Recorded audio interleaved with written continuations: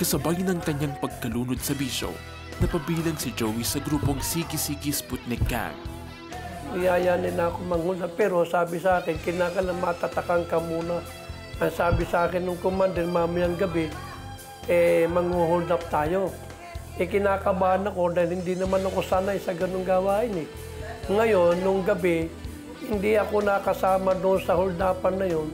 Nabalitaan ko na lamang namatay pala sila, nasalvage sila ng mga pulis. Ako yung nahiwalay sa kanila. Gayunpaman, isang pangyayari naman ang naglagay sa buhay ni Joey sa bingit ng kamatayan. Dinala po ako sa cemetery.